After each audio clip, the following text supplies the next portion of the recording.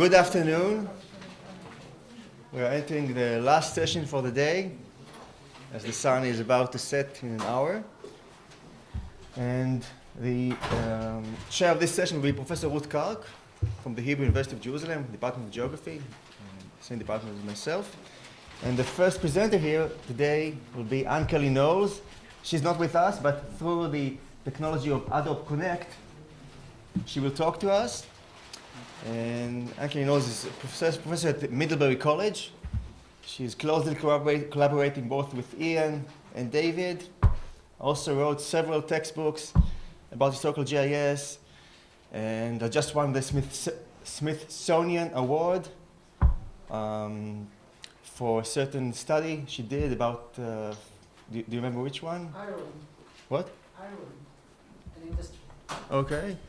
And so she's doing a lot of interesting research, and we will hear about a presentation of hers about geographies of the Holocaust, which is a very interesting one. So let's hope everything works fine. Good afternoon, everyone. My name is Knowles.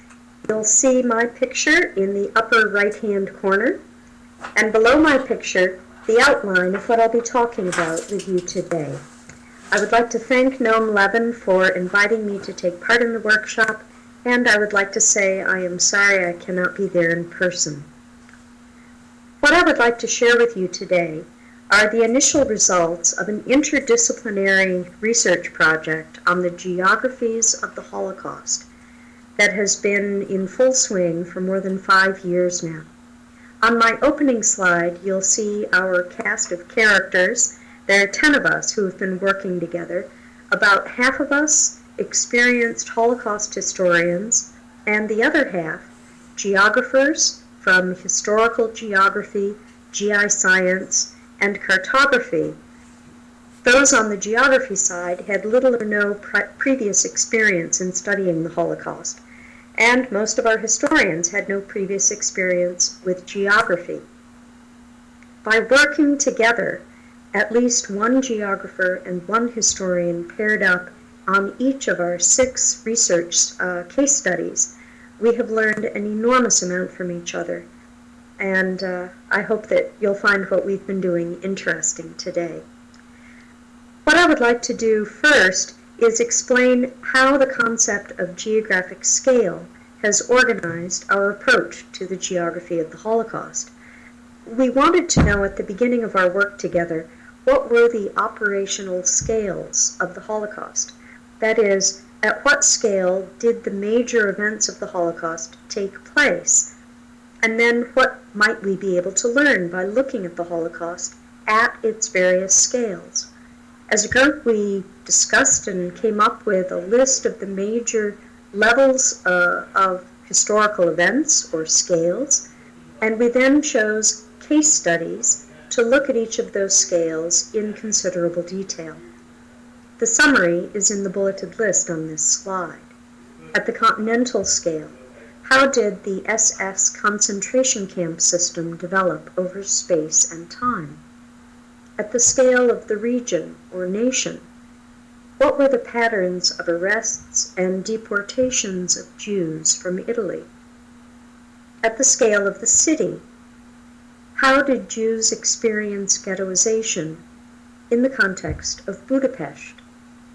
And another study at the urban scale, but with closer attention to the built environment.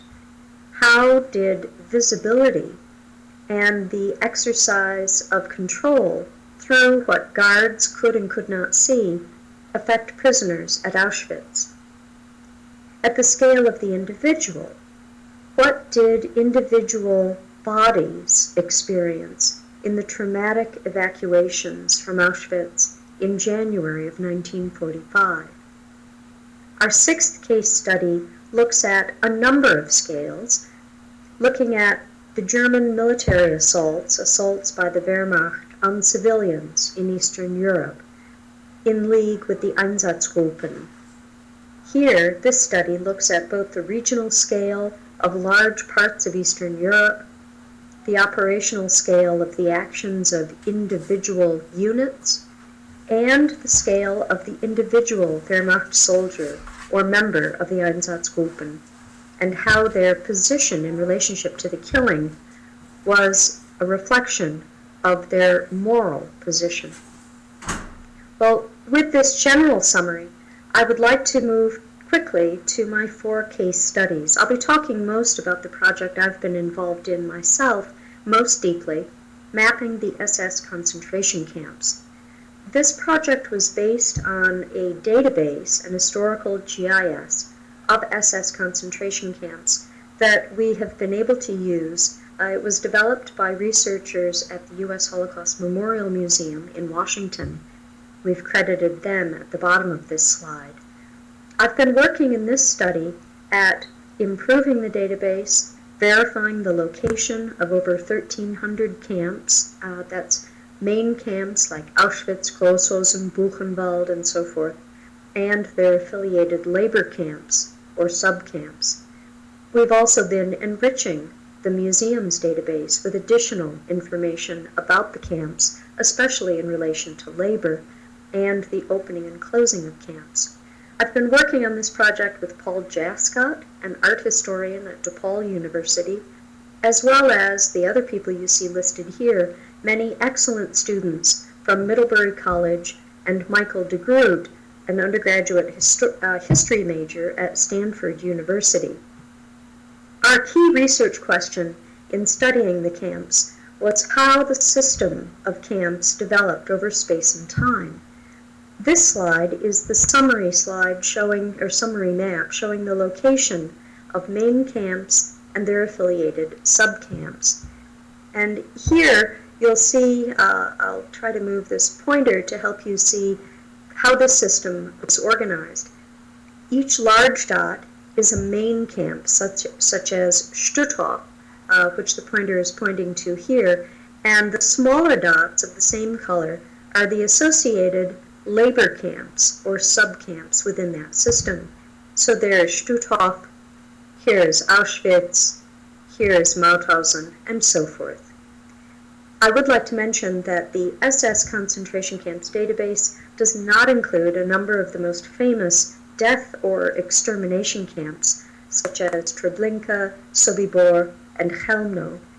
Those camps and many thousands of other places of incarceration, punishment, and murder are being collected for future volumes in the encyclopedia, and we hope to include them in the database as time goes on. Now here we see a map that already makes a new point for many people, especially students, learning about the Holocaust, because it shows so many places, not just the large familiar camps, but many smaller camps as well. What I would like to show you now is an animation of this database that was developed by 2 Middlebury students, Robbie Burton and Alex Ewell. And as it runs, I'll explain what we're seeing on the screen. First, the small black dots are what are called the early camps. These were places where mostly partisans, mostly men, were imprisoned for a short period of time in jails or basements, temporary places, and you can see by their quick appearance and disappearance that they were quite short-lived. At the southern end of Germany, you see Dachau has been waiting. Dachau became the model for Heinrich Himmler's new, much more expansive and much, much larger system of large main camps, which you see now developing over space. Mauthausen was the first outside the borders of the old Germany. In a future version of this animation, we will include the changing territorial boundaries. Now, by 1941, the date scrolling in the upper left-hand corner, you see the main system, a kind of empire, is pegged out, and now the small labor camps begin to appear in 1942. Moving into 1943, the system moves further east as the Jewish ghettos are liquidated, and the labor camps really explode in 1944 as the German army, desperate for arms and men, turns to concentration camp labor to keep the war effort going. And then it all collapses in 1945. Now, that animation runs very quickly, but what we found when we show it, particularly to groups of students, is that it makes quite a profound impression, very different from a static map, because it gives such a visceral sense of the dynamism of the system, when its periods of slow development occurred, and then the dramatic quickening of the pace in 1942, 43, and 44. Here is another still set of maps selected out of the animation that help us study more closely the changing dynamics of the camp's development from early in 1933 to 34, the early camps in the upper left, then in the map at the upper right, the pegging out of Himmler's new empire of large concentration camps, the Konzentrationslager. Then in 39 to 42, in the lower left, the expansion of the Reich as territory is taken over in Poland, and the Anschluss absorbs more territory to the south as well. And then in the last map, we see the height of the labor camp system and the camps all the way up to the Baltic Sea, the enormous spread of the SS camp system, which then rapidly collapses at the end of 44 and into 45. So by bringing correct historical boundaries into relationship with the camps, we can begin to talk about the geopolitics of the camp system and how the expansion of the camps related to the territorial control exercised by the Nazis. This is a different take on the SS data. Here the concentration camps are represented by the gender of prisoners. Where the dots are purple, prisoners were men and women, and in many cases, many children as well. Where the dots are a bright blue, the camps were for women, and where they're orange, they were for men. Now some camps changed over time from one gender to the other. This is the predominant gender status of each camp. And here we can begin to pick out some interesting patterns. The mixed camps in the east make sense because that's where ghettos were being liquidated and whole populations, urban populations, were being quickly taken to new concentration camps, and of course many to their deaths. Where women were concentrated, we're finding that they, supporting the historiography, were primarily being brought to work in industry. But with men, it hasn't been quite so clear-cut.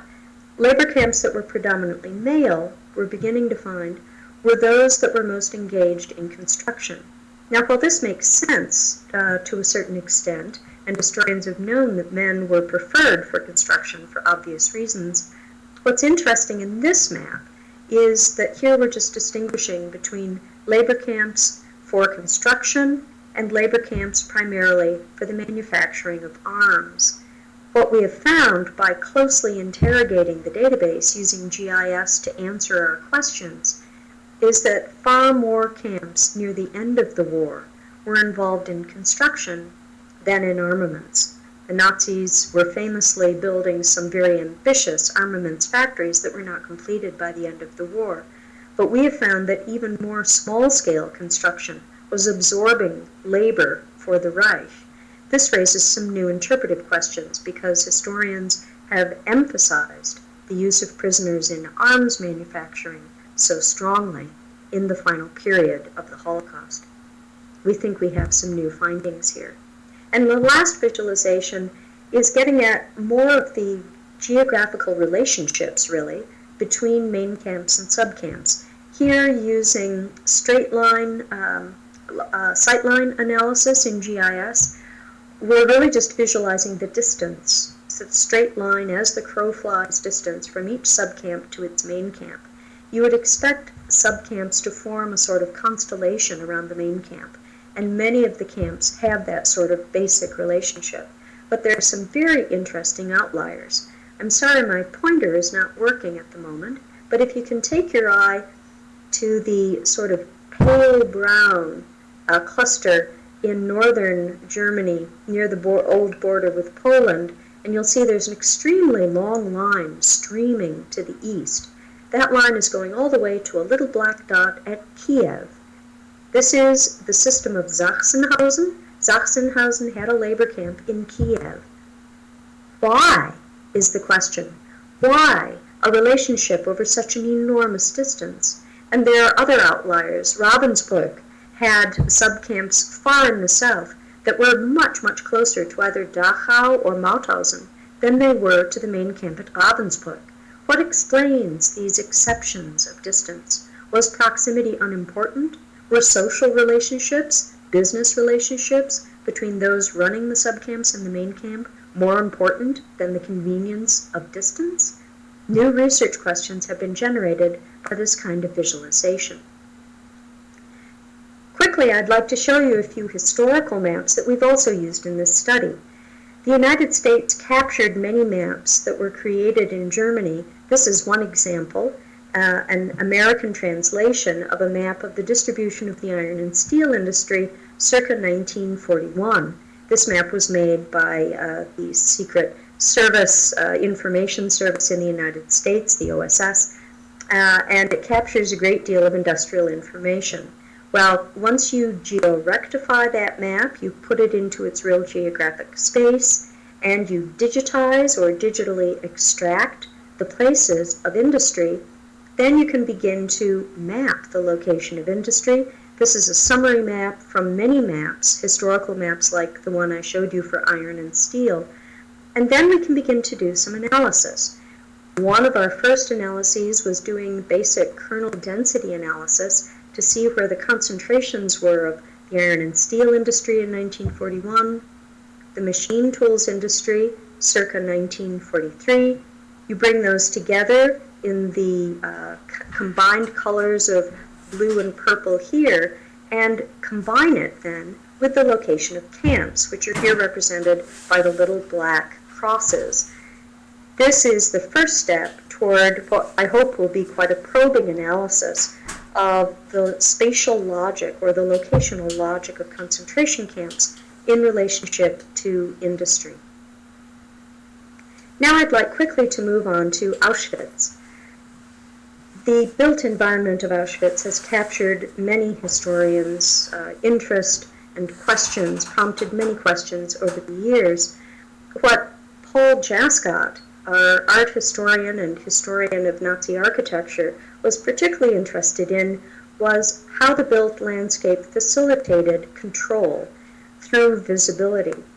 He went to the Central Bauleitung records in Berlin of Auschwitz, where the Nazi archives record a great deal of detail of the planning of Auschwitz, and taking those plans, he was able to mark them up. You see one of his working drafts here, which has Birkenau in the center top. And then, with the help of a gifted Middlebury College student, Chester Harvey, convert those drawings into a GIS, which is essentially a database of buildings, each building with its own footprint, with time encoded in its record when it was built, when it was planned, even whether it was built at all. Chester also did used some architectural software called CAD to create three-dimensional renderings of key buildings like the crematoria, and this became important in our first model, here not quite complete, of Birkenau. And the splash of white light that you see in the middle of this image suggests, using CAD visibility analysis, what a guard standing in the middle of that white ground could see in looking in different directions, and which parts of the camp could he not see. Well, this was our original question. What could a guard see, what could a guard not see, and how might that make prisoners in certain parts of the camp more or less vulnerable, particularly to violence? But once you build a GIS database, as some of you may know, new questions come up. And the question that came up for Paul Jascott was, well, if we have time in the database, can we ask it to show us which buildings were planned but never built, which might help reveal the gap between Nazi ideology and the actuality on the ground? And that's what this map shows. This is the first map in answer to such a question that we generated. In the upper left-hand corner, you'll see a sort of tuning fork shape, or an open square in yellow. That was to be the grand pavilion of the commandant of Auschwitz, which would be the welcoming place, the grand building for welcoming visitors of state, because of course not only was Auschwitz to be a very large concentration camp, but after the war it was envisioned as one of the capitals of the newly Germanified East. That grand building was never built. What was built instead, in purple, in the middle of this map, you'll see 4 fairly long rectangles in purple. Those were barracks for German guards, built in great haste in late 1943, early 1944, in anticipation of receiving hundreds of thousands of Jews from Budapest and other parts of Hungary. So in other words, what this map begins to help us tease apart, to distinguish, is Nazi ideology from what was actually carried out on the site. We hope to do this kind of analysis across Auschwitz in coming months and years. Now I'd like to show you quite a different analysis, also at the urban scale, by Tim Cole, a Holocaust historian, and Alberto Giordano, the real GI scientist in our group, with Alberto's graduate student Shelley Burleson. And they've titled their study, Bringing the Ghetto to the Jew, because they have found that that was actually what was happening in Budapest. I hope that you'll read our book, The Geographies of the Holocaust, to get the full nuance of this rich and complex story, but I'll just give you a quick summary. This first map uses red outlines to reflect how Tim Cole conceived of the Jewish ghetto at Budapest. When he did his first studies, he wrote 2 books about the Budapest ghetto before he started working with Alberto, and he conceived of it as a series of fairly concentrated neighborhoods in the city, fairly static, fairly stable, but he also thought that they became much more condensed over time.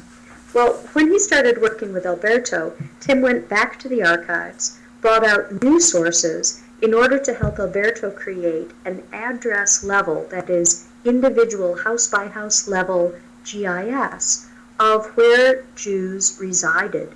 And here you see 2 colors because the little green triangles show Jewish residences, that is, where Jews were allowed to live, for just 1 week, from the 16th of June to the 22nd of June. Then the city ordinances changed, and new residences, although some were duplicated, were named in June until November 44, and those are shown in red. So this already is beginning to show the changes in the dispersed Budapest ghetto, which is quite different than Warsaw, for example, or Łódź. There was no wall surrounding the ghetto in Budapest. Well, having mapped where individuals lived, they could then designate the Jewish-occupied streets. And this then led to some really interesting analysis. They became very interested in trying to find surrogate ways of understanding when Jews were out in the streets and how many non-Jews would have seen them. This is one of the great questions of Holocaust studies called the bystander problem. What could people actually see who were so reluctant to leave any sort of written record about what they witnessed during the Holocaust or in the ghettos?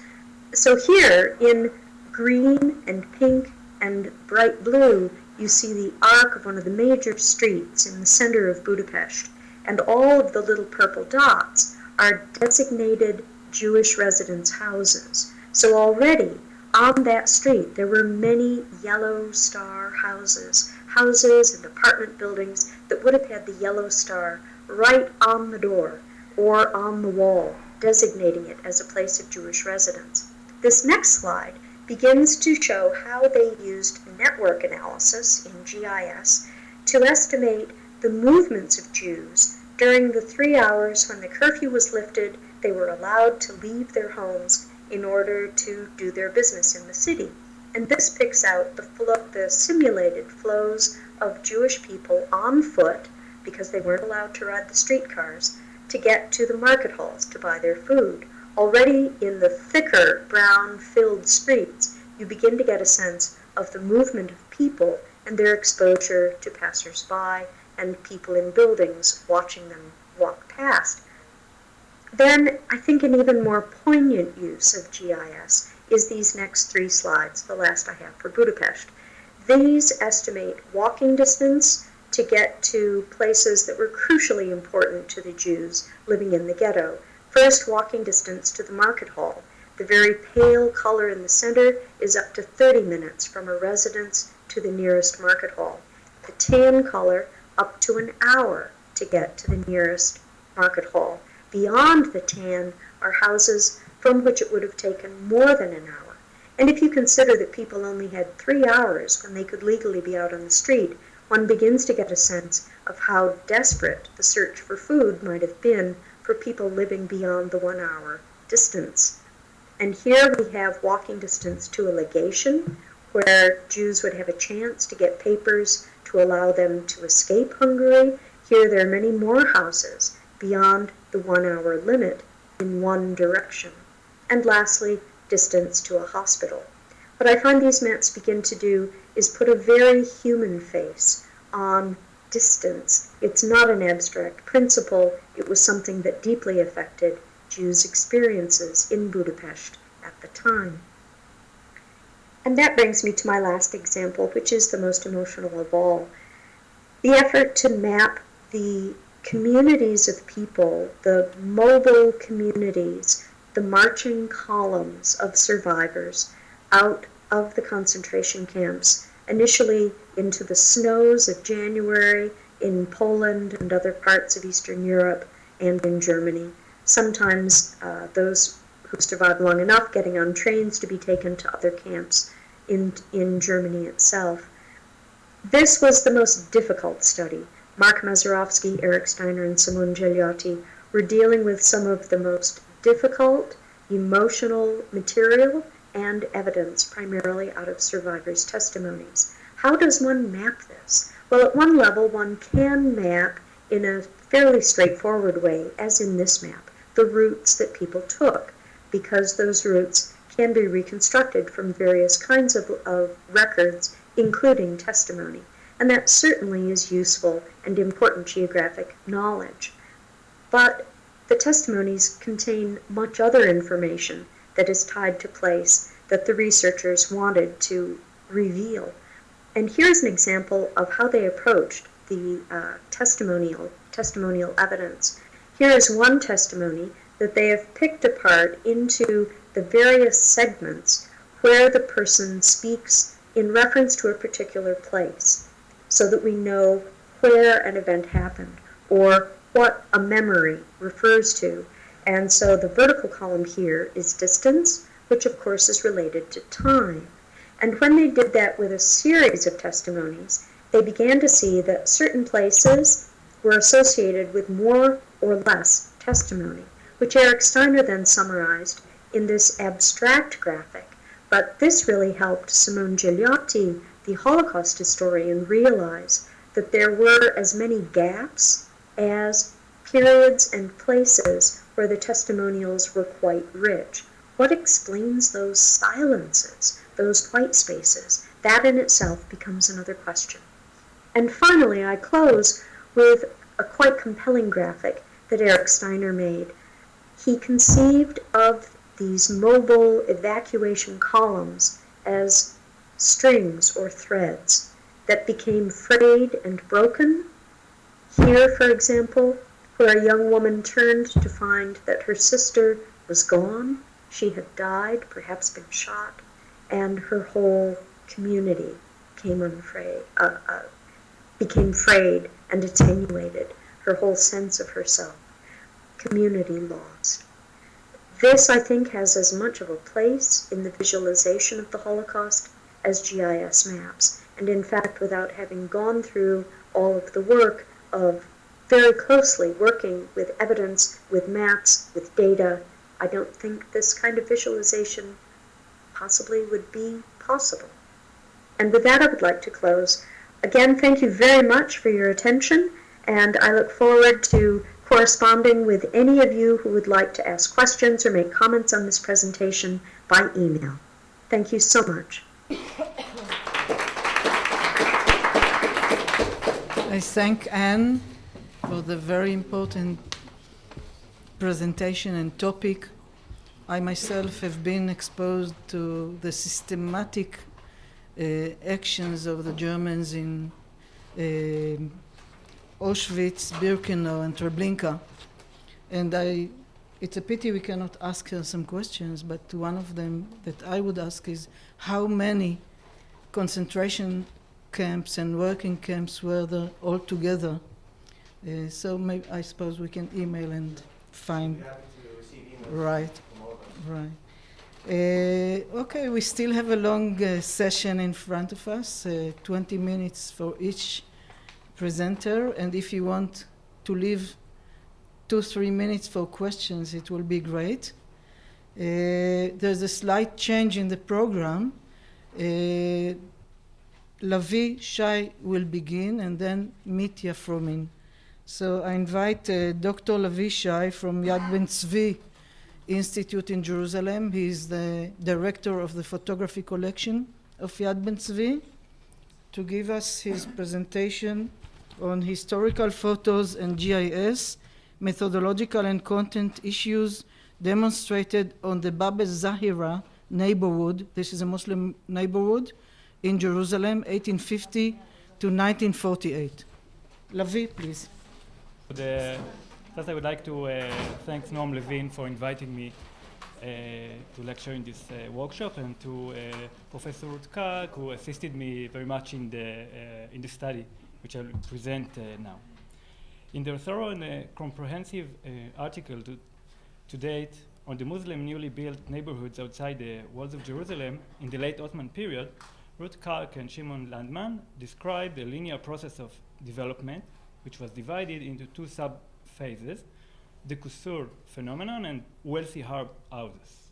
The kusur phenomenon, kusur were fortresses-like building or semi-agricultural castles that were built by rich Muslim families on Jerusalem in the middle of agricultural lands, and guarded these estates. Sometimes there were also facilities for processing and preserving the produce.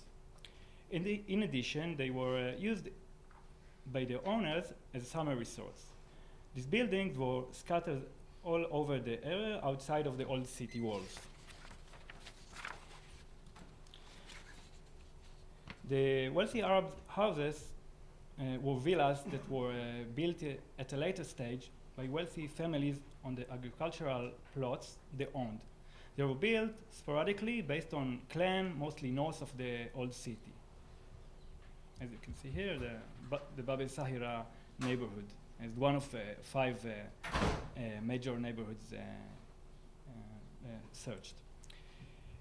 In my dissertation, I described a new research method that I used to revisit the process of Muslim moving outside the walls of the old Jerusalem. I focused on one major Muslim neighborhood north of the old city, mentioned by Kark and Landman, Bab ez-Zahira. I defined the time period under study as from 1850 to 1948. The goals of my lecture would be to present the research method, to discuss methodological issues in using GIS, to show possible research connection between GIS and historical photographs, which were the focus of my study. I will conclude by presenting some more possible application of this research method that I have only partly explored. Up till now, I saw that most of the lecture were very wide-ranging states, continents, etc., while my research was more focused. It's more like a micro geography or local history case study, and has a much more cultural bent, would be in a way more like Professor Budenheimer suggested, taking to geography for humanity. I was trying to see how the neighborhood developed, and not asking only geographical questions, also cultural, social, but the lecture would concentrate mostly on the methodology while using the GIS. Okay, so the research method includes creating a regional chronological cross-section, cross-referencing different types of sources, especially maps, historical photographs, and field research. And of course, using a geographic information system as a tool for collecting and analyzing data and for displaying the results of the ez-Zahira case study.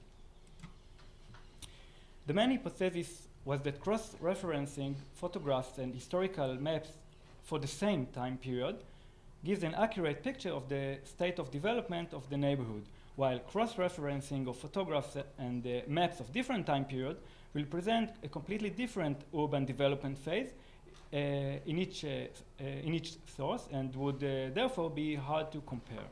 In the case shown, I present how where the photographer stood, and he took a photograph of that area, and that's obviously the photograph that you see. Okay. A substantial part of the research was devoted to building geographic and content layers of information in GIS, and to ensure georeferencing historical maps and aerial photographs to the base layer, which was an orthophoto of Jerusalem from 2004.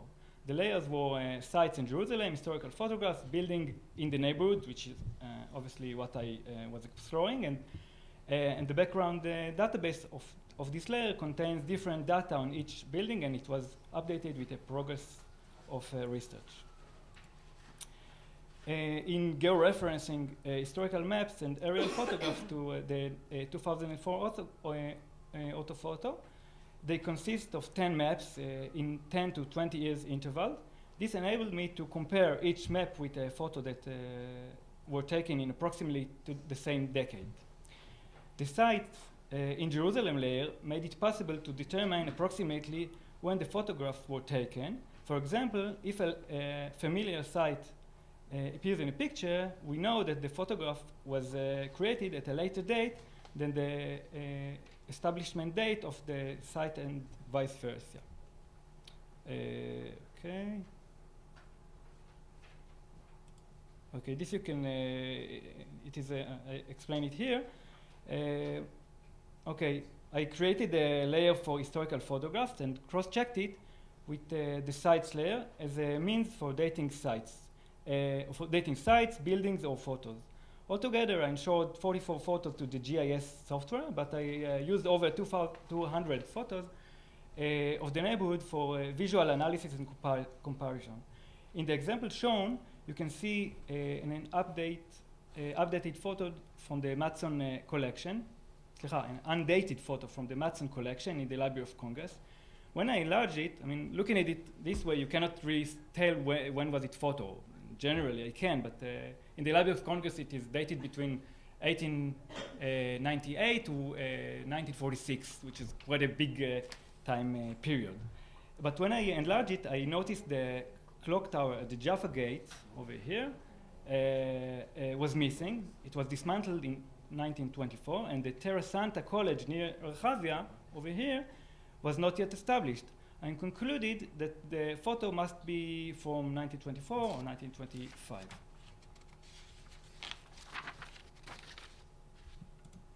Okay, then I had to create polygons for each photograph. Well, describe it in detail, but generally I had to identify the familiar buildings in the boundaries of each photograph, left, far distance, and the right, and then I stretch lines to connect these buildings on the map of the aerial photo or a map. I established the place where the photograph stood as a point where the line intersects. I drew a polygon that represents the area covered and shown in the photo, and finally I linked the polygon to a photograph so that clicking on the polygon opens the photo or its database record. And it's explained here. This photograph was from around the beginning of the 20th century. I recognized the buildings. Obviously, I think I cataloged about 200 sites in Jerusalem from all various dates, establishment dates in the beginning of the modern period, I mean 19th to 20th century. And then I could, I could make the boundaries, could line the, okay, you can see the same sites over here. And, okay, this slide shows the process. And in this case, building 12 and 13 are not visible in the land photo because they were only built in 1903. However, they do appear in the aerial photo from 1918, as you can see them here. Okay, setting the boundaries of the neighborhood, the case study area, was necessary to determine which buildings to study and which to leave out. The decision relied on previous works, road compounds, and existing and types of structures. For example, smaller and simpler structures in the northern part of the neighborhood were left out. Subdividing the area made it easier to locate each building and to trace historical geographical processes. The next step was to create a layer of buildings in the neighborhood, first those from the Ottoman period, then from the British period. Here I used the aerial photo from 1918 and from 1945. After creating the infrastructure, I needed to update the data on each building. In the example shown, you can see all kinds of information, such as dates of building establishments, dates of building establishment, names of owners, roof types, and information from various sources, which I'll come back to part of it later. I used quite a few different types of sources, maps, aerial, and ground photographs, that I analyzed visually historical sources and field research. I'm going back to the panoramic photo of 1924 for the Matson collection in order to show the capabilities of this method. Except for one aerial photograph, I found no photos that showed the buildings in the northeastern part of the neighborhood. This is because they were far from the old city and on the slope of Wadi Joz, facing away from Mount Scopus. When I enlarged this photo, I could see the outline of the neighborhood and some of its buildings. On the right, near the edge of the negative, I could identify the northeastern slope structures, but were these the structures I was looking for? When magnified, I could see that the vertical line connects structure 39, the turret of the École Biblique school, and the Russian Church of the Holy Trinity and the Russian compound. This meant that the shooting point, structure 39, the turret, and the Trinity College should fall on the same line. Then all that remained was to illuminate structure 39, the two sides, to draw a line between the photograph's position and the church, and to see if the line crosses structure 39. Obviously, it did. My assumption was obviously proven. On that basis, I could determine that the buildings 38 and 39 were built prior to 1918 as dome-roofed structures, and that they had not undergone any significant changes until 1924. And obviously, I could find some more information from that, make some more information from that knowledge. Okay. Okay. Among the methodological problems I confronted was the inaccuracy of some of the historical maps and distortion caused when I showed them to the 2004 orthophoto. For example, in the map of Conrad Schick from 1894 and the map of Louis Vincent from 1911, some buildings are not marked at all, while others are not in their correct place or are shown larger in size than in reality. A similar problem occurred with aerial photographs from 1918 and 1945. Location of buildings on top of these photographs did not always coincide with its real location. Therefore, I prefer the more accurate mandatory maps of 1926 and 1947 for marking the historical buildings. And as you can see here in the Conrad Schick, the buildings are on the wrong side of the well, actually there's a street here that's on the wrong side. You can see there's a problem of size and location. A different kind of problem was the biased nature of the photos, which affected the results of the study and its conclusion. Most of the photographs of the ez-Zahira found until now were made by Western photographers, Christian and Jews, local and foreign. Many of them documented the neighborhood at random, unintentionally. They had a commercial purpose to answer Western interest. Local new residences were not important to them, and therefore they were often not documented at all. As you can see, what was interesting for them was the new Calvary, the new place where Jesus was supposedly buried, and I could use that information because they were unintentionally photographing part of the Bab ez-Zahira neighborhood in the background, and many of my photos are from this kind. Private collections of the founders of this neighborhood remained unavailable for me. Therefore, the perspective on the development of the neighborhood is mostly general and external. The study does not allow a thorough glimpse of the social and family milieu in the neighborhood and microgeographical aspects that can be detected in family photographs.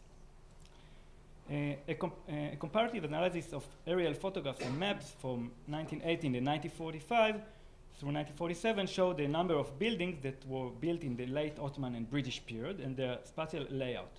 But as you know, the capabilities of the GIS are much more powerful, and many more types of information can be extracted from historical photographs. For example, as you can see, the list is only partial. The example I gave showed the eclectic style that permitted the neighborhood in the beginning of the Mandate period, and also the widespread use of glass and metal in windows and doors at that time. The other example raises the question of how to represent temporary data in GIS, such as a one-time Arab political event. As I mentioned earlier, gathering information from various sources and integrating them into the database allows me to develop a historical geographical narrative for each building in particular and for the neighborhood in general. The slides show raw and processed data for building number 11. It was built around 1903 as a modern residence for the owners, the Nashashibi Enul-Seiba family. However, after a few years, it was occupied by educational institutions continuously. This house was not an isolated example. From the study, it appears that many buildings originally built as a residence were transformed into commercial or institutional buildings. In fact, the diversification of land used in the neighborhood during the Mandate period was a phenomenon characteristic of the neighborhood at that time. About a third of the buildings in the neighborhood were utilized for various purposes other than resident, and you can see here I marked them in blue. In the final part of my lecture, I will show how a residential building in the neighborhood reflected the changing atmosphere and the new culture that was brought by the British, along with the modernization, of course. The example of building 41 shows it was built as a one-story structure while with a flat roof near the end of the 19th century. But it was changed into a two-story building before 1924, as you can see here. The study revealed that 44 Ottoman buildings, 22 were built with traditional flat or domed roof, while 21 were covered with modern roofs of rails and roof tiles. In the British period, many buildings were built with tiles roofed from the beginning. But 10 out of 22 Ottoman buildings were with flat or domed roofs were changed. And they were either converted into two-story buildings, enlarged, covered with tile roofs because of its benefits, or all of the above. This slide illustrates one example of how changes in the neighborhood were detected, thereby enabling creation of its historical geographical narrative. Sorry, I think it's this. Building 23, for example, was enlarged both vertically and horizontally, and a tile roof was added to it, all between 1924 and 1930. In the end of the analysis process, I was able to create a series of maps which presents the buildings with flat and domed roofs versus tile roofs in each period. This is the Ottoman building. This is Ottoman tiles versus flat roof. And as you can see here, you can look at the building number 6, which had dome roof, and then it changed into tile roof in the British period. Okay? Okay. To conclude, I would say that this research method provides merging of varied historical sources into a single database, a high level of certainty in identifying building and compounds and tracking changes in them, information retrieval using queries which clearly displayed result maps, versatility supporting application to a wide variety of urban and or rural localities. Although I dealt in my thesis with some of these issues, I did not discuss many subjects such as the area of buildings in the neighborhood, continuity and changes in family estate boundaries, layout of ownership plots in the neighborhoods, and changes in it. Since they were less connected to the photography issues I was dealing with, I also did not relate to the narrative of neighborhood development, since I was engaged primarily with methodological issues. This I will leave to another lecture. Thank you.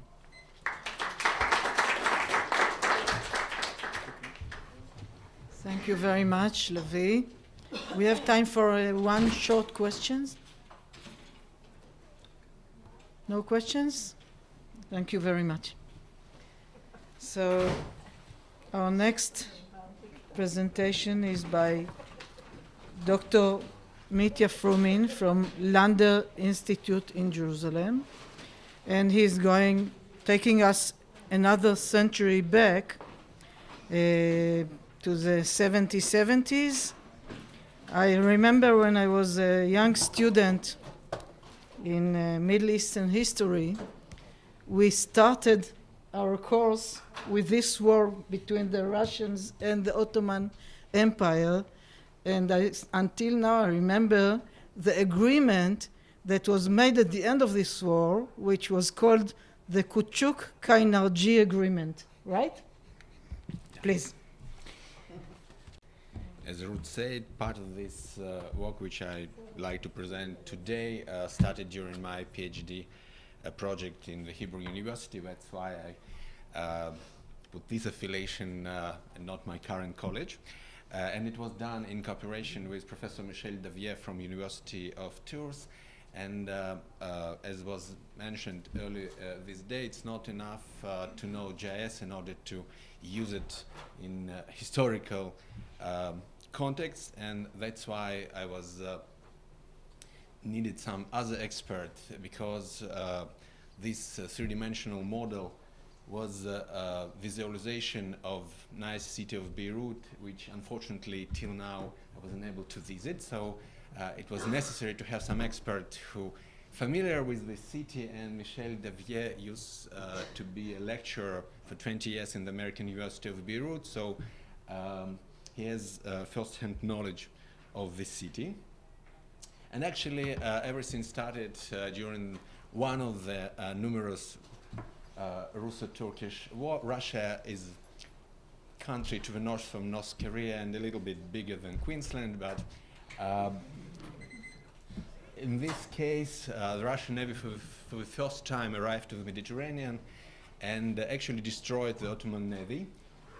After that, they established their base in the Aegean Sea and the archipelago islands, and became masters of the Eastern Mediterranean for several years. And that's why they were contacted by the local rulers who wanted to use this unique opportunity in order to separate themselves from the Ottoman Empire. One of these rulers was Ali Bey al-Kabiri, Mamluk ruler of Egypt, but before Russian commander-in-chief Alexander Orlov responded to proposition of Ali Bey to cooperate, it was a coup d'etat in Egypt, and Ali Bey was forced to leave Egypt. Finally, he found his way to Akko, to his only ally in this area, Sheikh Dair al-Omar, who was the ruler of Akko. And from this camp near Akko, he asked the Russians to assist him come back and capture Egypt. But before the Russian squadron arrived, he was already killed, and then the Russian squadron arrived in the spring of 1773. Actually, only thing they were supposed to do, just turn back and sail to archipelago, but they obtained very interesting proposition to assist the local rulers, other local rulers. In this time, the former rulers of Beirut, the Druze princes, who were expelled from their city by the men of the Damascus Pasha, and this man is pretty much known in the Middle East. His name is Ahmad al-Jazar, who faced Napoleon during the siege of Akko 30 years later. So the Druze princes asked the Russian squadron to intervene and help them to conquer Beirut, and they promised 300,000 piastres for not plundering the city after that. So they agreed. Russian squadron moved to the area, and after several months of fighting and siege, actually they arrived to compromise, and Ahmad al-Jazar was allowed to leave the city. And then Druze princes said that they do not have money to pay. That's why the Russians decided to stay. And they occupied Beirut for 4 months until they got 2/3 of the Somme and actually left. During this time, they also mapped the bay. This is one of the 3 maps of, they called it Syrian coast, coast of Lebanon, Saida Bay and Beirut Bay maps, and also map of Akko in this printed atlas, which appeared in 1788. But besides this printed map, there is another very interesting map which is kept currently in the Russian State Navy Archive, which was made by von Pahlen, one of the Russian engineers.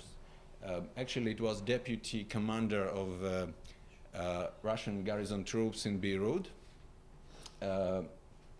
He originated from the German-speaking provinces of the Russian Empire, so von Pahlen, actually German name. And he created this great map of Beirut with depiction of different stages of the siege, with depiction of inner structure of the city. And when we found this map, which is the earliest known modern map of Beirut, and it was done somewhere in 1773, we have decided to use it in order to create three-dimensional model of Beirut at the end of the 18th century, in order to understand better the city, its structure, before we'll move further for historical account of the siege. But in order to deal with a three-dimensional model, and of course we need to make georeference, and in order to make georeference you need a good topographical base. Beirut was changed drastically at the second part of the 20th century, so we have decided to choose the map, which from one hand is pretty much modern, from other hand is pre-Second World War. And we found a very nice map of Beirut in Iran Lahore collection, and actually it's a part of another project of National Library of Israel, 2 big cartographic projects we mentioned here today, maps of Israel and maps of the Holy Land and maps of Jerusalem. But there is another very nice project which is called Historic Cities, with a lot of lovely historic maps. And not because I'm a webmaster of this project, I'm mentioning it, it's really worth it. This map was used to digitize contours, and we obtained a set of level heights every 5 meters, which we digitized as lines. After that turned to polygons, and after that the digital elevation model was constructed, which we have used in order to georeference the map. But when we started this process of georeferences, we have figured out that actually map is not consistent, and first of all we found that coastline changes in direction of coastline were not properly depicted on this map.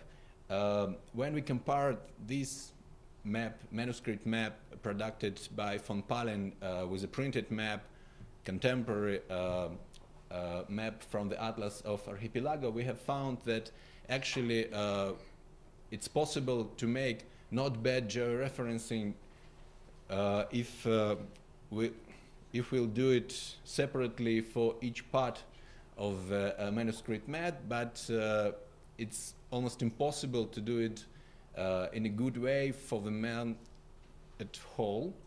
That's why we have decided to concentrate our efforts only on the walled city of Beirut, because we found landmarks which preserved till today, and it was possible to figure out their position precisely on the map of Beirut. So we have picked up 8 points, and 2 near the coast, 4 in the middle of the city, and 2 further from the coast. What we have figured out from our attempts of georeferencing, we arrived finally to the error somewhere about 40 meters, but we have figured out that if we'll take these 2 points out of the consideration, we'll obtain much better precision and accuracy, and that's why we also figured out that the map was not consistent. It was stretched in the direction from north to south. But when we have started with digitation of the living blocks, actually there were not much details regarding these inner neighborhoods of the city. So we just digitized the contours, created polygons, and provided all of these neighborhoods with the same extrusion height. The next task was to deal with the city wall. City wall, which consisted not only with wall parts, but also towers. Fortunately, we have several pictures of historic Beirut walls, which were raised down in the middle of the 19th century. So we have, on the map, we have a course of these walls, and we have more or less height of these walls, which we can estimate according to historic photographs, and this helps us to create this pattern of the city wall. And then we move to several buildings, several historic buildings, which probably were most interested from military point of view. They were depicted with more details, and actually we have a pretty much good plan of these buildings. 3 of them are mosques. There is also cathedral of the Greek Orthodox Church. We have 2 small fortresses near the sea, Burj, outside of the city walls, and one of the main city walls, city gates. So thanks to Professor Davier, who possesses a large collection of different visual materials connected to 19th and 12th century Beirut, we were able to check this material and arrive to conclusions regarding to height of different objects, and then recreate them with more accuracy. Here you can see this is a sea one of the sea fortress. This is a round tower which was kind of stronghold on the western part of the city. So in this case, you can see usage of different drawing, historic photos. Part of this building, as we say, preserved till today, so we have a lot of postcards depicting minarets of three mentioned mosques. And that's why when we have started to reconstruct and modeling these buildings, we have decided to model them dome structures separately, and this provide us with more nice picture and more truthful view. We have used also romantic painting from 19th century, but not only. One of the main problems for us was to get aerial photo of the area, and then former Lebanese Prime Minister Rafik Hariri was killed by a car blast in the middle of Beirut, and on the next day all newspapers were full of aerial photos of the area. So I think if international inquiry will continue their work, they will arrive to the only person who really benefited from this killing. It was me, because we got this nice picture. And on this picture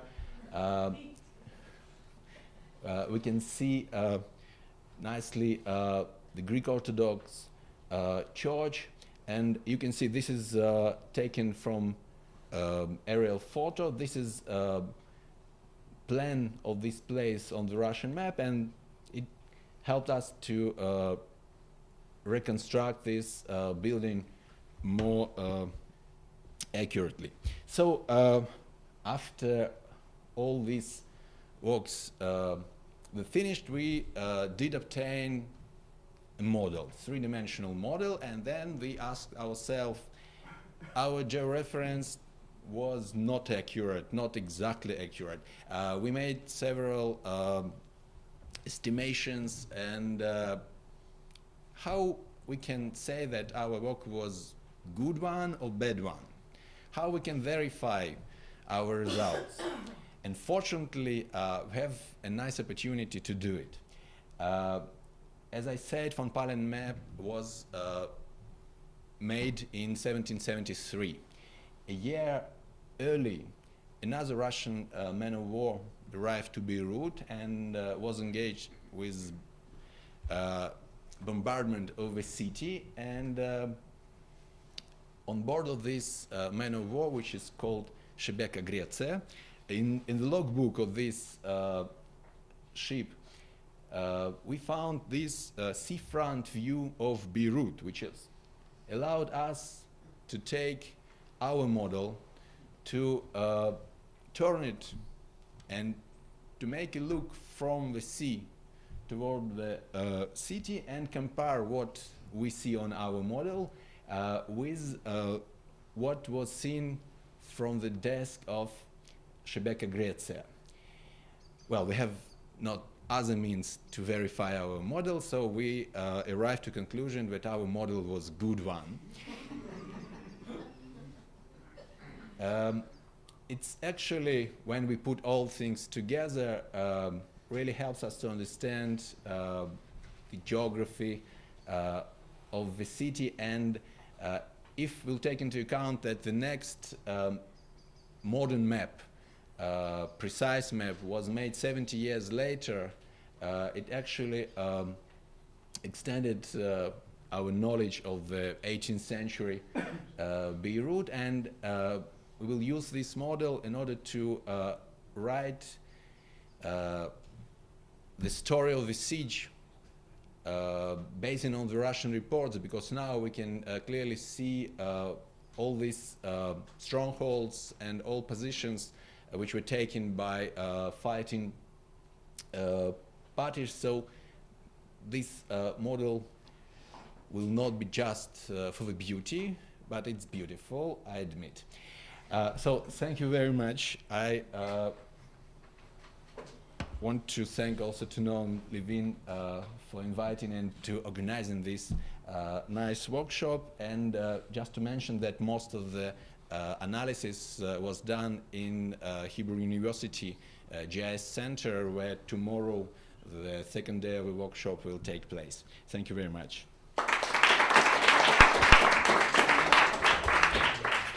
Thank you very much, Mitia. I must mention that I think Mitia was a pioneer at the Hebrew University to combine historical geography and GIS.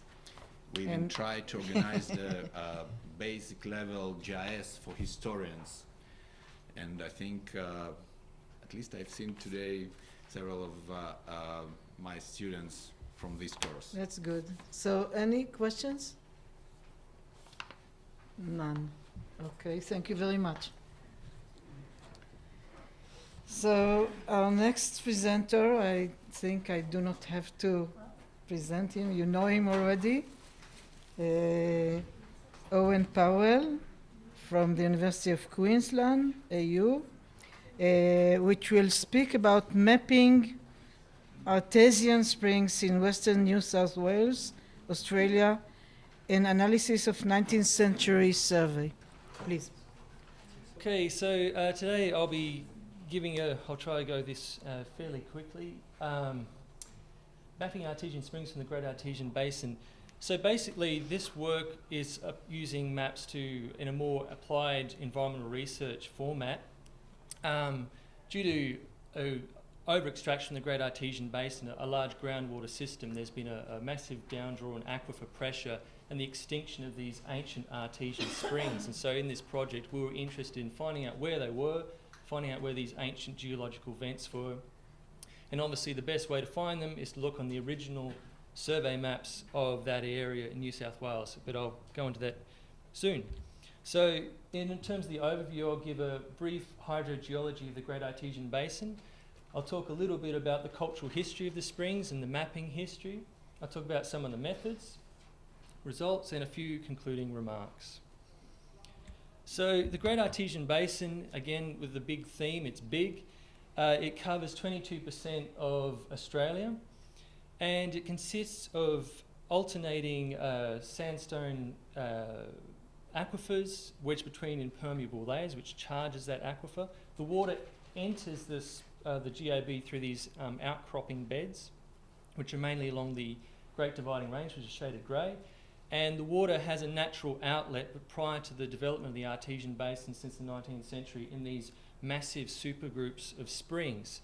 And the area that I was looking at is down in New South Wales in the Ullo, Burke and Bogan supergroup of springs. So this is a bit of a model of how the Artesian Basin works. The water falls, it's charged continually by rainfall through these outcropping intake beds, sandstone beds, which are permeable, flows down underground, becomes trapped between these impermeable layers.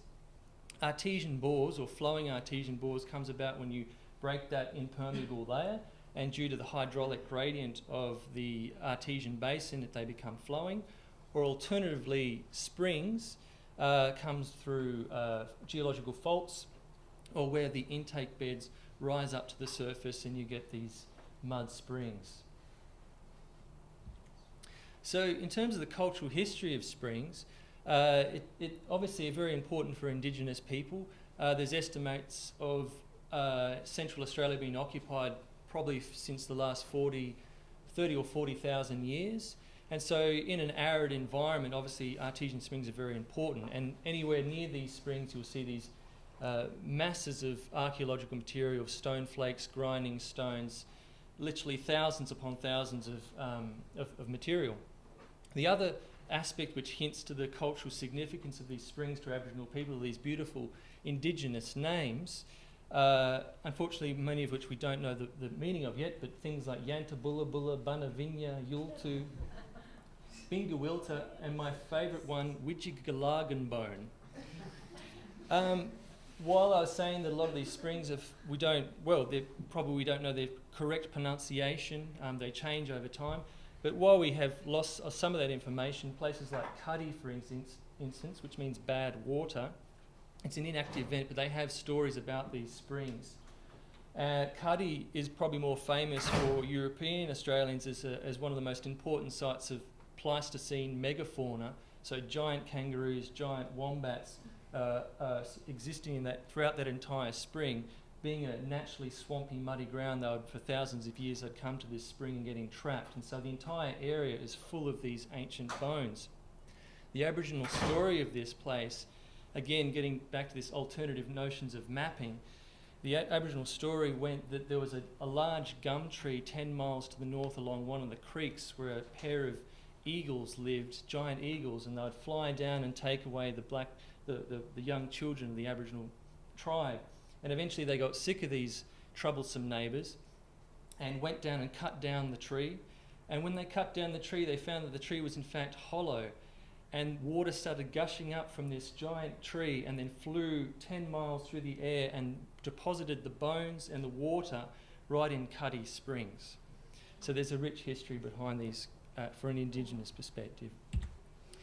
The cultural history of springs is also very important for Europeans in terms of that these were the pathways of invasion and settlement in the semi-arid and arid interior.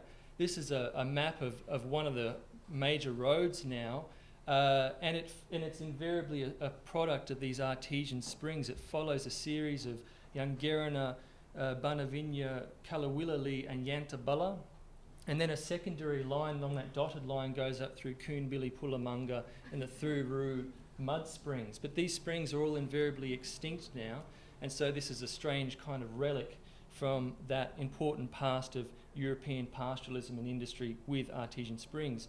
Zooming into Yantabulla, or Yantabulla, depending on which one you want to call it, it provides this even closer association of European history with artesian springs. It was originally set up as a very remote pastoral outpost, and then eventually turned into a town. And you can see there the Chinese garden. Chinese people were all throughout the interior, often as gardeners, providing the only bits of vegetables that they would ever eat out there. And you can see there an inactive vent at the top, probably near the Chinese garden, me staring down a well, and a series of other ancient vents around there. So again, a close association. So the last thing I'd like to say about the cultural history is that they were important in terms of the geological understanding of the Great Artesian Basin. For a long time, or at least from the 1870s, there'd been this growing speculation of a vast groundwater system in the interior of Australia. And springs were obviously the way in which they could guess where this groundwater was. So when they started introducing boring rigs into the western districts, the first place that they would drill these bores to find the water was in fact at these springs. So Wee Wata Spring was invariably the first great artesian bore. And while it was a fairly modest bore at the time, as I said, it gave an idea about where the water was. The development, the Americans were far more thrifty and ambitious with their drilling rigs, and in the pursuit of oil reserves in North America, and they developed very big drilling rigs, such as the Pennsylvanian. And what really was the catalyst for the proliferation of bores in Australia was the introduction of these giant rigs, which by drilling deeper down, sometimes up to 300, 400 metres, whereas Wee Wata Spring was perhaps only 30 or 40 metres, by these deep bores, they found rich supplies of artesian water, leading to this massive expanse of an exploitation, leading to the downgrade of springs. So we're basically interested in springs, one, because they give us an idea of the underlying geology of the Great Artesian Basin, so it's filling in a bit of a missing gap. They're also important, I guess, for cultural heritage, and also rare and endemic species live in these springs, so it's interesting to us to find out where they are. So to find out where these ancient springs are, we examined the original survey plans from the late 19th century, and a series of sheet maps and later land administration maps. Would georeference them and record the map accuracy. And then in terms of field analysis, we would use these rough coordinates and to find out where these springs might be where in the landscape. and would ground truth these springs. So we'd drive out there in the middle of the scrub with a GPS going 3 kilometres out there's a spring, and then would sort of march off into the bush. And would take a handheld GPS to reference them, and also a high resolution differential GPS, and would verify whether there were inactive or active vents. So in terms of the map analysis, this is one of the really old maps. We found that these artesian springs obviously turned up on the two types of oldest maps, the very, very old ones and the ones from the 1890s and early 20th century. And first of all, the challenges of georeferencing is that these very old maps sometimes don't have very sound reference points. They're very basic, rudimentary survey plans. Aside from that problem there, you have to sit there and go blind staring at these maps to find out where these springs are. But here we pointed out that we have a series of springs which we can go and get a rough coordinate, go out in the landscape and look for. So the larger maps, they're found to be easier to georeference. These are these late 19th, or the next series of old maps, easy to georeference, more control points you can put on them, but sometimes just putting here, because there's been a discussion, damage to the map, so we'd only georeference the valuable part. God, there's so much text. All that tells us is that the really old maps with the little stars next to them, we turned out new springs that hadn't been recorded before. Basically, in terms of the error of the map, it was a lot less than the actual real error. So the error between where the spring was on the map and where the spring was in the landscape. So there's a difference there. And again, ability to not make many control points at this stage. The later maps have a similar kind of pattern, slightly lower error of the map, and but still sometimes high error in terms of the difference between where the spring was on the map and where the spring was in the landscape. And only one new spring turned up there. So basically, by this process, I'm pretty confident we've looked at just about every single artesian spring in New South Wales and found several more. It has confirmed what's happened elsewhere in terms of the extinction of springs. 70% or roughly or more of events have been rendered inactive. And it comes up with a series of conclusions we can make about this. We've looked at over 100 historical maps, found 8 new ones. The historical maps were generally accurate based on these property boundaries, which tells us something about how the maps were made. So basically, back in the day when these huge pastoral properties were being established, the surveyor would go out there and he'd go, right, I'm going to sit here with a theodolite and go 20 miles that way. I'll turn the corner, I'll go 20 miles that way. He gets back to the homestead, goes, mate, is there anything inside this paddock? He goes, oh yeah, there's probably a spring 3 miles south from the borderline. Boom, he drives it in. So it's something about how those maps were actually made. It confirms the need for a contextual interpretation of maps. You need to talk to farmers. Sometimes these farmers actually know far more than what is actually on the map. You also probably need to look a little bit, we often looked at Google Earth to try and get signatures in the landscape. And in terms of the field analysis, the conclusions, it confirms the downgrade of springs across the Great Artesian Basin. Recent bore capping processes to restore aquifer pressure haven't had a noticeable impact as yet. It's filled in the missing gaps of the GAB puzzle, and it's provided an accurate spatial database to assist the potential management and restoration of springs. And to wake everyone up, I put up this terrible photo of me pretending to be Priscilla, Queen of the Desert, on the back of the four-wheel drive. Is there any questions?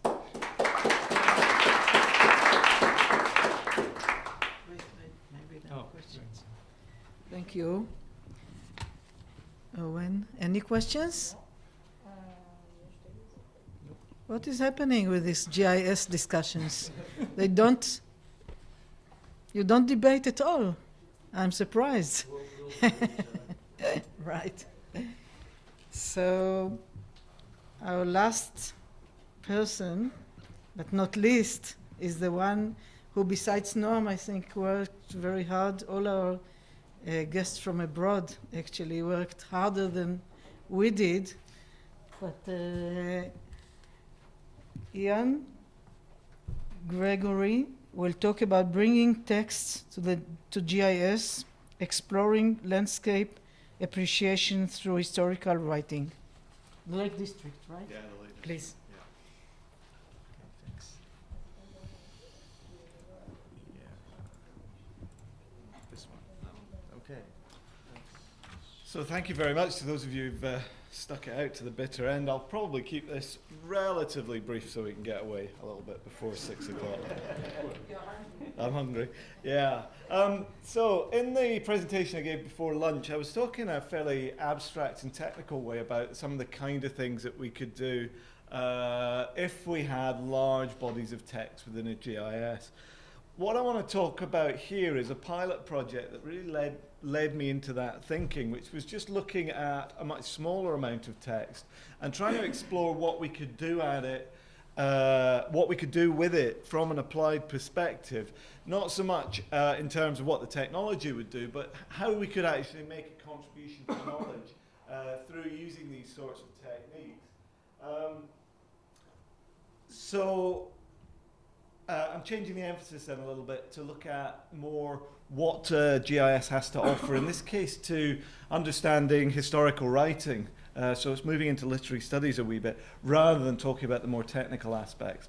So what we did was we got a little bit of money from the British Academy. When I say we, I mean myself and two colleagues who were then in the Department of English and Creative Writing at Lancaster, David Cooper and Sally Bushell.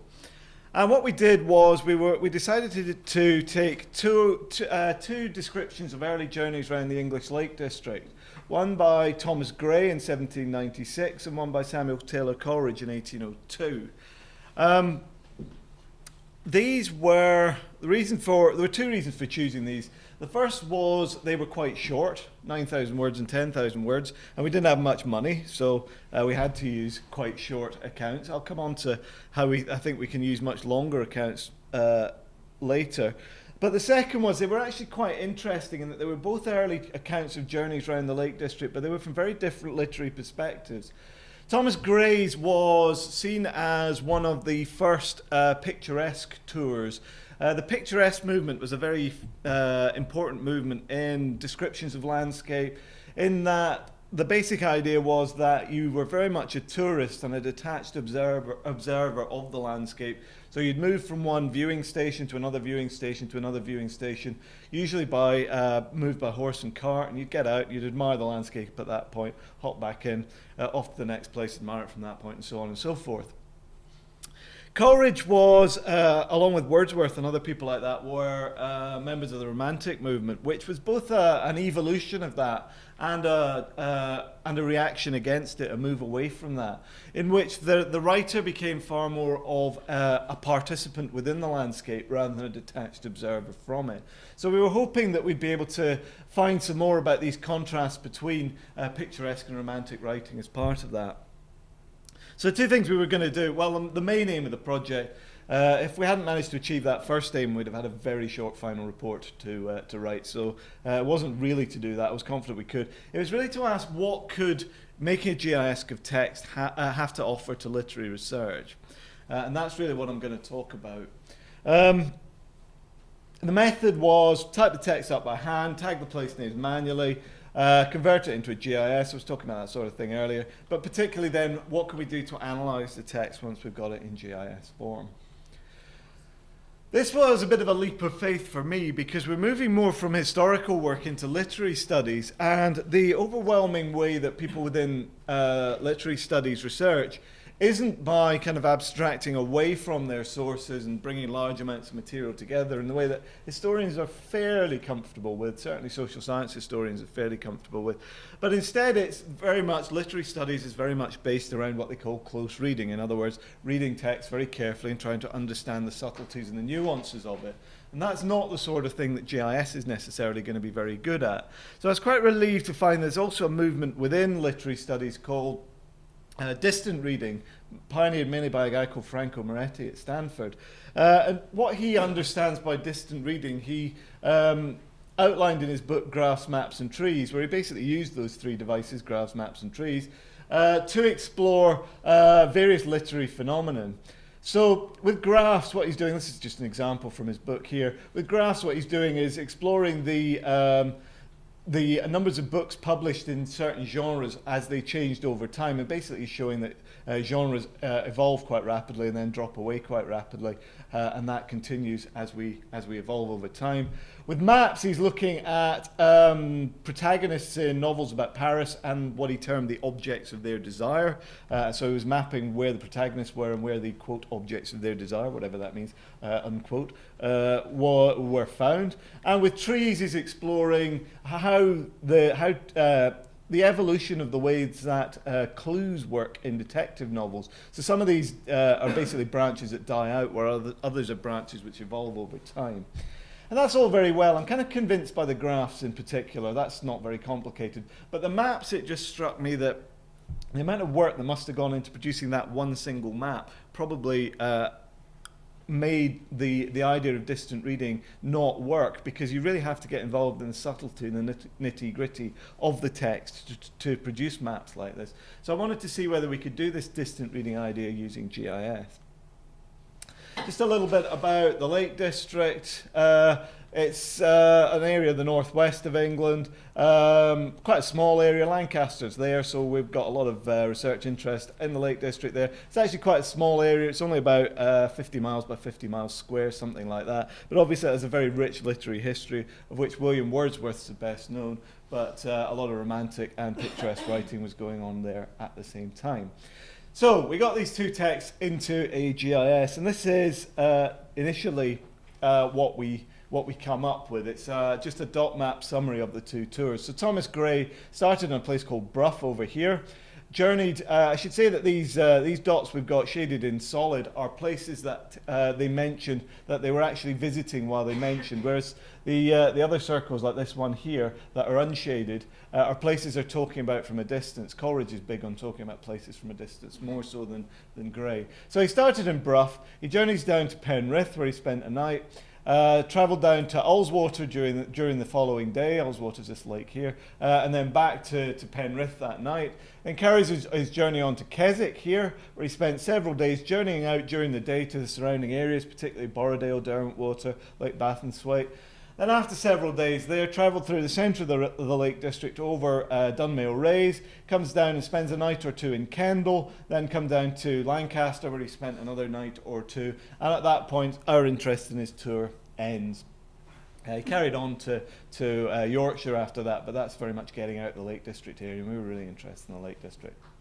So by contrast, Coleridge actually lived in the Lake District. He lived in Keswick, so his tour started there. He went from there down through the Newlands Valley into Buttermere, spent 2 or 3 days wandering round an area that really wouldn't be considered the Lake District anymore. It's outside the National Park. It's the coastal plain of Cumbria. 2 or 3 days wandering around there. Then came back into the Lake District up Wasdale, climbed Scar Fell. His tour is the highest mountain in England. His tour is very famous for both his ascent of Scar Fell and his descent of Scar Fell. He came down a particularly dangerous route and was quite lucky to survive. He then wandered around this kind of area for a bit, Southern Lake District, passed up over Dunmail Raise and back to Keswick from there. So that's a very simple map summary of two different journeys around the same landscape. But as I said earlier, these kind of dot maps aren't always an ideal way of trying to understand the landscape, trying to understand spatial patterns. So again, we were trying to use different techniques. So this is a density smooth surface of the places mentioned by Thomas Gray, either places he was explicitly visiting when he was talking about it, or places that he was talking about in summary. And you can see that the impression you get from that is his tour is very much centred on Keswick and the area that it surrounds, but also a little bit clustering around Penrith and Ullswater, a little bit around Kendal, a little bit around Lancaster.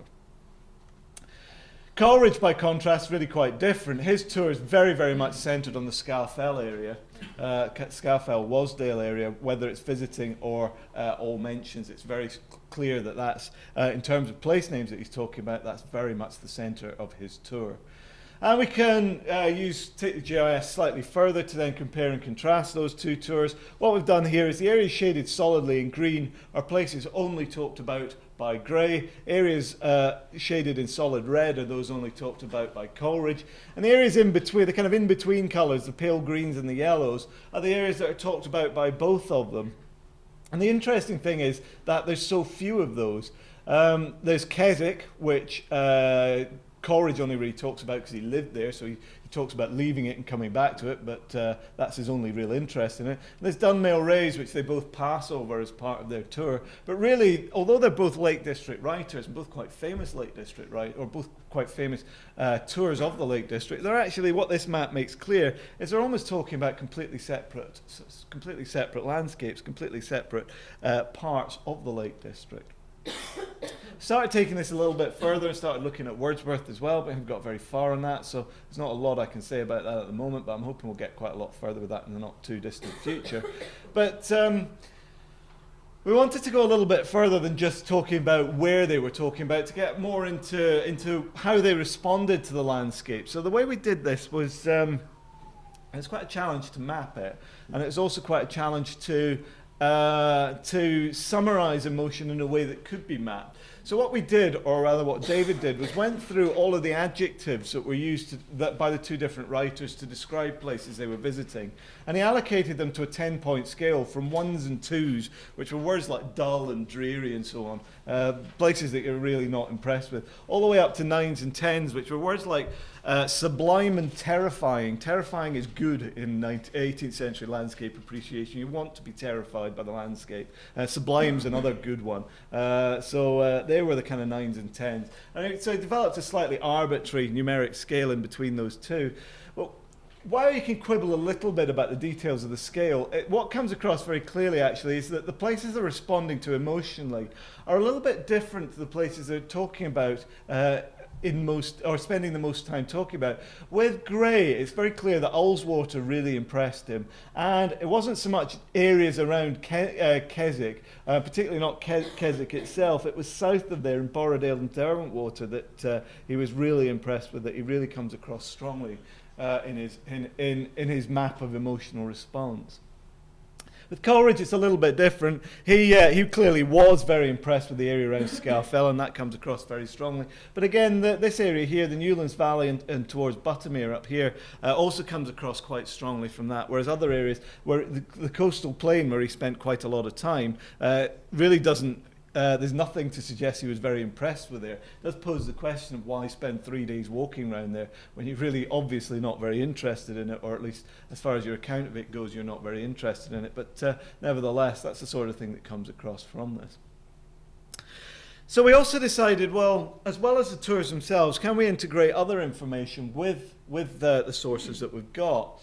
And an obvious thing to do is just some of the physical characteristics. So we took a digital terrain model, a raster surface that gives the heights of all of the locations within the Lake District, and overlaid the places that the two writers were talking about onto that to give the heights of places they're talking about, either in blue, places that, this is Gray again, places he visited, or in red, places he's talking about without visiting. And there's a really interesting pattern that comes across from this, and it's in many ways what we might expect from a picturesque writer, in that he spends almost the whole tour below about 1,000 feet, most of it below 100 meters. And the places he's talking about without visiting are either similar places, presumably places quite nearby, or that the Lake District only goes up to about 3,000 feet. So they're the high mountains in the Lake District, and he's almost completely ignoring this intermediate band between about 1,000 and 2,000 feet. Almost get completely ignored throughout the tour. So there's it's either it's nearby and I'm interested in it, or it's a high mountaintop and I'm interested in it. Bits in between, he's going to almost completely ignore. Coleridge is interesting both from the similarities and the differences. Although he's famous for climbing Scafell, which is up here, actually he spends a lot of his tour talking about low places as well. So from that point, he's actually quite similar to Thomas Gray. But where he contrasts quite interestingly is in these mid-heights, where he's actually he isn't as discriminating about the heights of the places he's talking about. He's got a far less pronounced curve to that profile, and he does pay attention to these kind of middle height places, which Gray either consciously or unconsciously almost completely ignores. We also integrated some census data, a bit less interesting, a bit less surprising, this to look at the population density of the places they were visiting. Gray spends a lot of time in the urban centres of the Lake District, so that comes across quite clearly from this, whereas Coleridge didn't. He was almost consciously avoiding them, and that comes across from that as well. Doesn't really add an awful lot to our understanding, just looking at that. So what we've done with that is, I think, an idea in how we can use GIS to implement distant reading. And on one hand, I think it's quite interesting, and I'm quite pleased with it. But on another hand, it's open to criticism, particularly from literary scholars, or the people that I wanted to get interested in this. Because what we've done is we've started with 2 texts, but we've almost thrown the text away in producing these maps. And I wondered whether literary scholars may not be very impressed with us starting with the things they're interested in, but then more or less throwing them in the bin as our research progressed. So I thought the question from there became, well, rather than just resort to these very abstract representations of the text, can we actually use GIS or geographical technologies of one form or another to try to enhance our understanding of the text and enhance the way that we read about the text? And this is one attempt. We've been through several iterations of this, which is why there's 2 URLs down the bottom, and there'll be more to follow, I suspect. But this is one attempt at how we can go about doing this.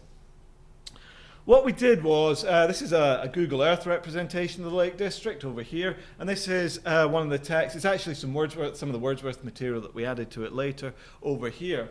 And you can see that if you're reading through the text here, we've got the place names are emphasized and turned into hyperlinks. So if you click on one of them, for instance, Scafell, it will zoom the map in on a point location that represents Scafell, which is that one there.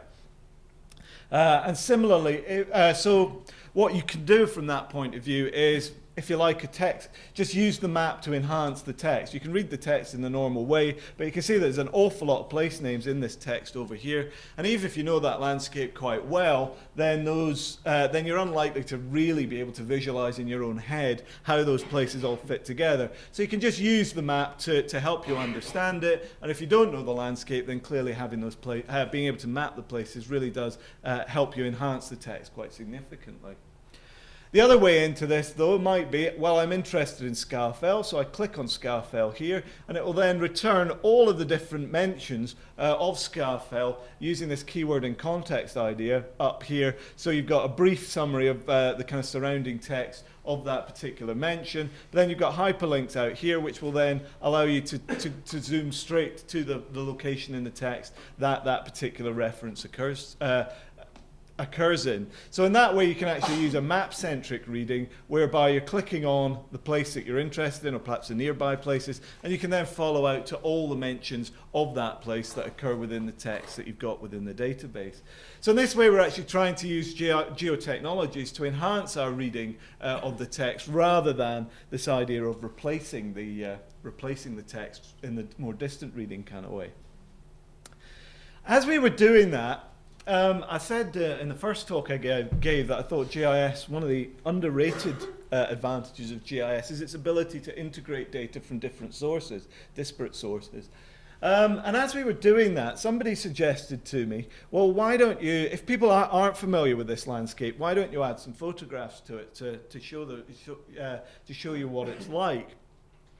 But rather than add our own photographs, I don't know if you're familiar with it, but the photographic website Flickr it's a Web 2.0 site. It's a kind of site that allows users to upload their own photographs, and it's got about 1 million photographs of this area already in it, so why do we want to bother putting a dozen or so of our own in there? So what we decided to do on at least one iteration of this was include hyperlinks out to the website Flickr that would actually show you photographs of the area that you're interested in. So this is photographs tagged that you can. Some of the photographs within Flickr, or some of them at least, a lot of them, about 1 million around the Lake District, have got what they call geotags in them. So they've got a latitude and longitude, so you know where they're talking about. So in this case, these are photographs around the Buttermere area. There's about 1,178 photographs around here. You can see some of the thumbnails there. And we, just to narrow it down a little bit, just included photographs that were also tagged as landscapes to try and narrow it down a little bit, but there's still an awful lot of them. This gives you a basic outline map, and if you then click on one of the particular points within Flickr, it'll give you a bigger thumbnail image, and then it'll take you out to the photograph itself. Now, we originally just put that in as a kind of bit of background context, But David Cooper said to me one day, well, you know, yeah, I'd expect that the way that these photographs, the way people visualize the Lake District now, and thus the way these photographs are appearing, will have a lot to do with Romantic writing, particularly Wordsworth, because Wordsworth did a lot to define how people look at Lake District landscapes. And I thought that was a really interesting idea, but again, as I guess it's a social scientist in me, didn't want to look through a few photographs and see whether they kind of represented Wordsworthian ideal of the Lake District. I thought, as there's about 1 million photographs in there, why can't we use all of them? So we wrote a little program that pulled the spatial data out from all of the photos within this bounding box. And then density smoothed out a map of where they were taking photographs of, which is what this map here is showing. It's really interesting, actually, the pattern of it in a lot of ways. I haven't done as much analysis on it as I'd like, but the first thing that really struck me is, although this dark green area here is the national park boundary, and it's one of the most visited landscapes, one of the most visited parts of Britain, which in itself is a very visited country, but despite that, large amounts of the Lake District actually don't have any photographs in Flickr in them at all, suggesting that certainly, at least as far as people who visit that landscape are concerned, or photograph that landscape are concerned, aren't particularly interesting to them. But the other thing that's really quite interesting is the pattern of where there are quite a lot of photographs. And it actually seems to me that they follow very much the urban centres. This is Kendal here.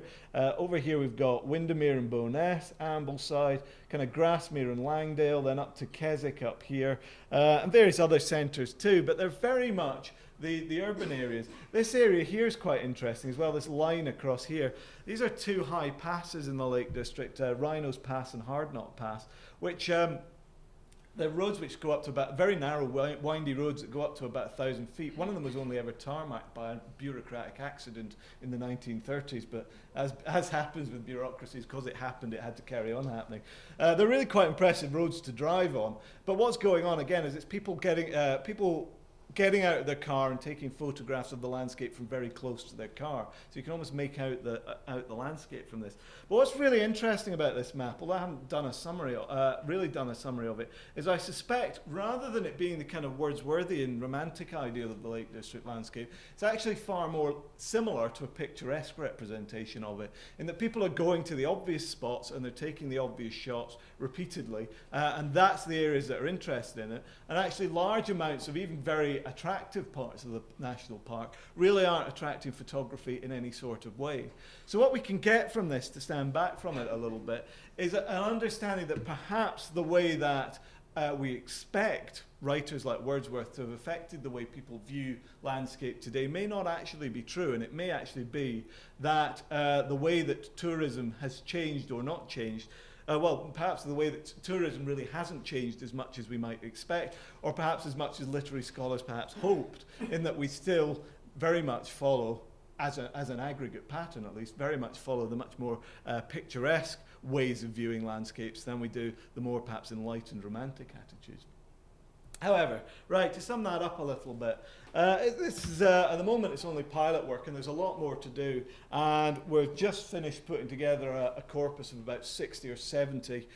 When I say just about finished, I mean I'm not sure whether it's 60 or 70 yet, but we've got a lot of texts of Lake District writing that we've now digitised and are ready to start working with. So we can, and they date from about 1750 up to about 1900. So we'll be able to explore that in a lot more detail rather than just looking at two texts. But the other point that I want to make is that GIS really does allow us to understand textual sources in a lot more detail, the geography within textual sources in a lot more detail than we'd have previously been able to do. And one of the big advantages of doing it is the way that, as well as the text, we're able to integrate a vast amount of other material as well. So we were able to, in that simple example, just integrate two texts. I'm hoping, as I say, to integrate 60 or 70 from here, but integrate them together and explore the patterns within them, integrating modern images from a Web 2.0 website to see how they compare. We brought historical maps in. I didn't talk about that as part of this presentation. Modern topographical data to give us height, historical census data to give us population densities, and so on and so forth.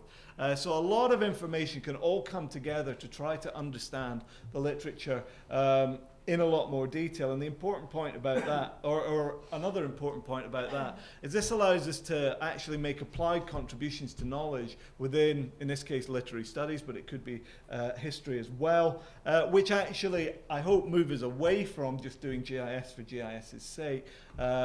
Not that I've got a problem with that, that's what I've based my career on, but actually allow us to move beyond that into actually doing things which I hope make applied contributions to knowledge within different subjects as well, and drive GIS drive what started as historical GIS much more into spatial humanities GIS as well.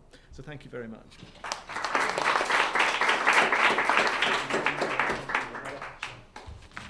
Thank you very much, Jan. We have a question, please. Yeah, that's a very interesting approach. It seems to me I don't quite see how spatial relationships can work. I don't see how this can contribute to understanding spatial relations, but where I think it does, can contribute a great deal in terms of GIS analysis of text, is what David was talking about earlier today, and that is providing depth in terms of place, understanding place, and characterizing place as it's characterized in text and other media.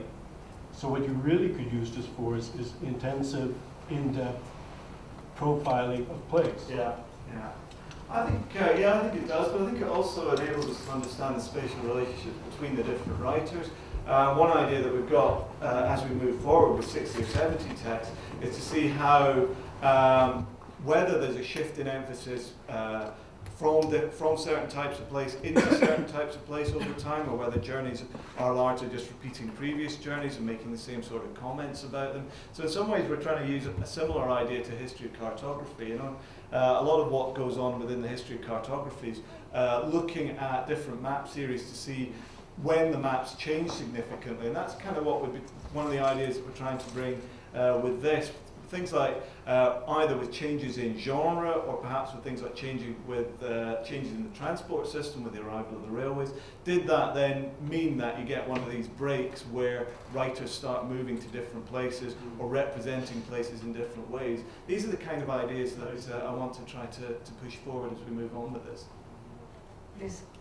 The last map that you showed might be a little misleading because it shows where people took the picture, but it doesn't show what they took a picture of. So maybe you could try inverting the colors on the heat map and get a different picture of the scenic value of the region. Well, that's that's a fair point. I saw a study done in Yellowstone or Yosemite Park on scenic value in order to avoid building high power lines, and they used a similar technique to establish a scenic value. Well, yeah, you got a fair point in there in that, for instance, they're taking a picture of the other side of the bay where you don't have any hotspots. Yeah, well, Probably across there, that's Morecambe Seafront. It's a tourist resort which is now fairly run down and fairly shabby. And actually, we went a little bit further with this and actually mapped the different tags that people had put against these. And there were a lot of places tagged as mountain down there. And obviously what's going on, there's no mountains in Morecambe, and so they were taking photos across the bay of the mountains in the distance. So it's a fair point that they're not, they're photographs, they're where the photographs were taken, not where the photograph is necessarily of. But nevertheless, I think that that's still telling you of where, what it is telling you is where people think the best views are from, not necessarily are of, but are from, and where you should go if you want to have where you should go if you want to have want to get a good view, a good photograph. So I think we could go further with that using things like viewshed analysis to then say, well, what could you see from these particular locations? We're a bit limited because you don't know what direction people are taking the photos in, but I think there is a lot more you could do with this, and there's a lot more I'm planning to do. You could probably make another layer where you see, if you can see the ocean, and then create a funnel. Everything in the funnel which is not, I guess, azimuth of 270, you put in a layer, let's say, with two values, yes or no, and then everything that's no, you get rid of all the ones that the funnel isn't towards the ocean. Or combine this map with the previous map that you showed. Okay, one more question. as I said, another way to understand this map is not how people, not the most beautiful locations that people are finding in this area, but it represents the official tourist map of the area. I mean, and interestingly, maybe to map the amount of times that each tourist site is mentioned on the tourist guides, the information desks, the organized tours, because most tourists just use these to lead them to the most beautiful sites. If they have 3 days in this area, they will take the guide and go there. Yeah, when you said it was an official, it's almost an unofficial tourist map. That Where officials are where the general public is volunteering, it is going, it's volunteering information about where it's going and where it thinks is worth photographing. So it would be very interesting to compare that with modern tourist material to see how that compares and whether both where they're similar, but also I think any differences would be very interesting. Other places that the tourist board is pushing that are not photographed, and similarly other places that the tourist board isn't mentioned that are photographed a lot. That would be quite interesting, definitely. Thank you. I have a personal comment. When I was a student in geography, I did a seminar paper on the Lake District. And as a true geographer, I decided that I had to visit the Lake District. So looking at your maps, I think that the spirit of the Lake District does not appear. It doesn't, in what you showed. Maybe the pictures will give more into the interactive second part of your presentation, which is a lot less. But one more thing, as a historian and historical geographer, I think that if you are analyzing certain authors or sources for a certain period, you should also try and bring images, paintings, photographs from the same period, not modern photographs. You can also bring the modern photographs, but it will be very important to give for each of your sources or the people that you are investigating, try and get as much more, because you said only modern images here. Why not old images? Why not old paintings, old sources, etc.? Now, I'd like to get hold of old images. I think we From the time of these two people, for example. Yeah, there are places like the Wordsworth Trust in Grasmere have got quite large collections of these, and increasingly they include grid reference as part of the metadata. So we could use those as sources to do that. It's definitely something I'm thinking about. There is always a little bit of a tension with this sort of work in terms of what you'd like to do against what you can get the data to do, and this is more driven by what we can get the data to do. It would be interesting to do. On your point about the spirit of not capturing the spirit, I absolutely agree. These are very crude, abstract maps, and they give you a certain representation. It's such a beautiful area with the U values, etc. So it's not, as I say, it's not meant to replace the text. It's actually meant to enhance it and maybe to allow us to understand the text in different ways. But it's definitely not meant to say you no longer need to read the text, or let alone you don't necessarily you don't need to go here anymore because you can just look at this sort of map, because that's definitely what we're trying to do. So I thank all the participants. I was delighted to participate in this most interesting and stimulating day. And Noam, you say some last words, please. Just a few words. It's very late now, and we'd like to have dinner. And I'd like to thank you all for coming. The guests from overseas, from all around Israel. I myself have learned new things, and the scope for research is endless. And there will be always more things that we'd like to do than is possible. And the amount of data is now available. We are flooded with data. We can never analyze everything. So there's a lot to be done, a lot of fun to be had doing research. And I'd like to thank you, and thank you very much. Thank you.